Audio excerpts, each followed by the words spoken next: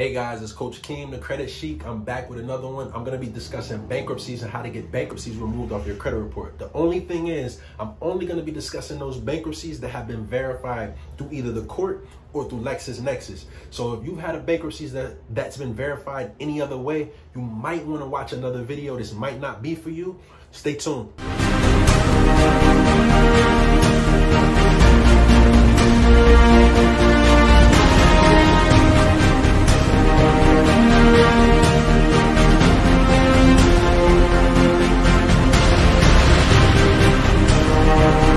Hey guys, what's going on? So again, we're dealing with bankruptcies. The first thing that I want to preference this with is this is just a strategy. This is one of the strategies that you can use to remove a bankruptcy from off your credit report, right? So this is only for those that have bankruptcies that are on your credit report that have either been verified through the court or LexisNexis. If it hasn't, there are other strategies that you can use. You're just not going to find it in this video. So typically there's only two types of bankruptcies. There are more types of bankruptcies that we know about, but the two typical ones are Chapter 13 and Chapter 7, right? So Chapter 13 typically stays on your credit report for up to 7 years before it falls off. Chapter 7 stays on for up to 10 years before it falls off. There are also other accounts that are usually included that are a lot older than the bankruptcy, the date that is filed, that are attached to the bankruptcy. They fall off in the same amount of time as well, right? Depending on the type of bankruptcy. Now, the first strategy that I suggest you use to get the bankruptcy removed off your credit report is to get the address deleted from the report where you filed the bankruptcy, right? So what this entails is just simply updating all your personal information, right? And this should be something that you're doing constantly. If you move, if you get a new job, if anything changes in regards to your personal information, you get married, you want to update that information with all three bureaus. But the first thing that you want to do is, if you filed the bankruptcy in a court, a county, a district, and you're no longer at that address, having that address removed from your credit report will make it easier for you to get that bankruptcy removed, right? So the next thing that you want to do after you've updated your personal information, you've gotten the address deleted from your credit report, you want to do what's called request a method of verification from the bureaus first. Don't reach out to the court or even the creditors that you filed the bankruptcy with. You want to send the credit bureaus a method of verification letter first. That's the first thing you want to do, because you want to make sure where the credit bureaus got this information from, right? So if the credit bureaus, if you challenge it before you figure out where the credit bureaus got the information from, it's going to be a little bit harder to get this removed from your credit report. Not that you can't, right? You just have to do things a little bit differently. So again, you want to request a method of verification from the bureaus first. And it's basically asking who verified the bankruptcy. Because we want to know whether they verified the bankruptcy through LexisNexis, the court, SageStream, or some other third party, right? Because this is part of the process. Then you're just going to wait 30 days to hear back a response from them. If they verify it through the court, this is the next thing that you're going to do, all right? Very important. You're going to send a letter to the court asking how they released the information.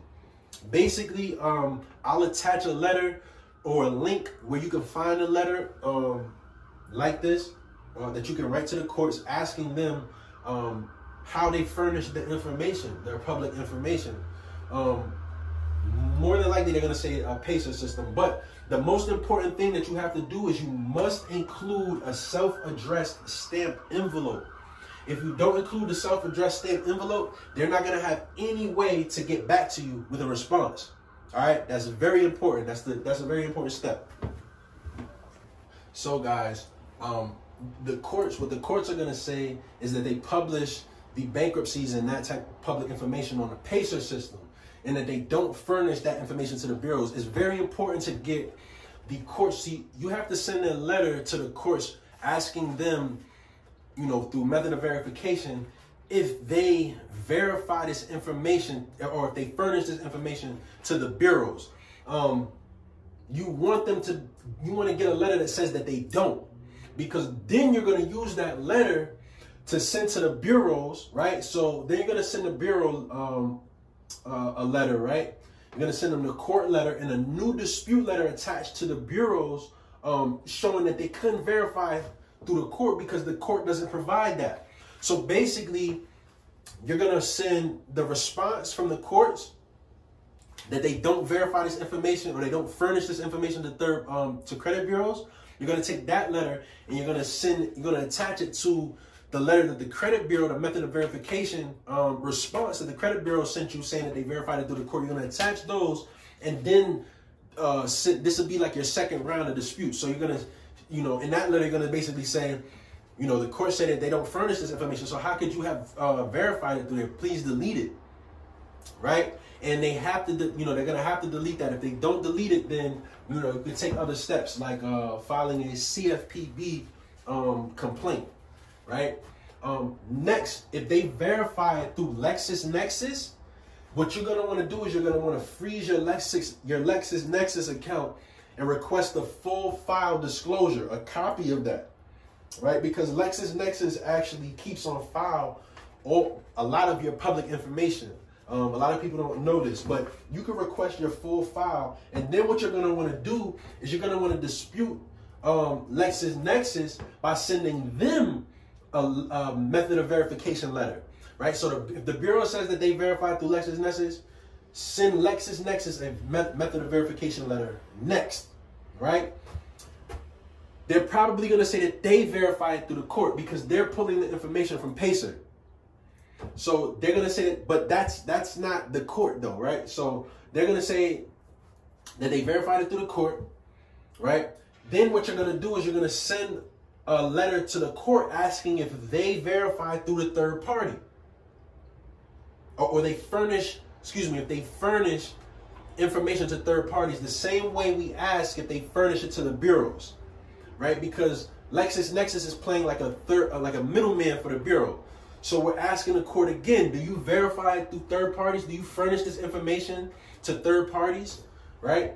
They're going to say, the court, they're going to say no, that they use the Pacer system or whatever, right? Then what we're going to do is take that letter, that response, send that response to LexisNexis, showing them that the courts don't verify, that they don't furnish you guys with information. Please delete this from my file. Once LexisNexis deletes it from your file, then you take that deletion along with the initial letter that the credit bureau sent you saying that they verified it through LexisNexis, and along with the court letter that says that they don't verify through third parties. So you send those three with a new dispute letter, right? Saying that you can't possibly have verified this information like this because LexisNexis doesn't even verify the information like they say that they're supposed to, and they deleted it. So you have to delete it. Now, guys, like I said, if they don't delete this information, then you can file a CFPB complaint. So just a quick recap of what you're going to be doing if you have a bankruptcy on your credit report and you're trying to get it removed, right? The first thing that you're going to do is request a method of verification with all three credit bureaus. That's Experian, TransUnion, and Equifax, right? They're going to say either that they verified it through the court. If they say that they verified it through the court, send the courts a method of verification letter asking them, do you furnish information, public information to the credit bureaus? They're going to say no, right? Take that letter with them saying no, attach it to the method of verification response that you got back from the credit bureaus with a new dispute letter showing or telling the credit bureaus like, hey, the court says that they don't furnish this information to you guys. Please delete it from our credit report, right? Next, if they say that they verified it through LexisNexis, send LexisNexis a method of verification letter. They're going to say that they verified it through the court. Send the court then a method of verification letter asking them if they furnish third parties with public information. They're going to say no. You're going to take that letter, send it back to LexisNexis along with their method of verification response saying that they do verify it through the court, and show them that the court doesn't verify it that way. Please delete it. Once it's deleted, take that information, right, the deleted file, showing that that file was deleted, along with LexisNexis's response to the method of verification through the court, and the court response that they don't furnish that information to third parties. Send that to the credit bureaus, asking the credit bureaus to remove it from your credit file. And if they don't, like I said, they have 15 days to verify this information. If they don't verify the information, file a CFPB complaint. And I hope that information helped you guys. Please subscribe to my channel. Please subscribe to my private Facebook group to get some more tips, tricks, and ideas for how to improve your credit and how to maintain your credit as well. And catch you guys on the next one, all right?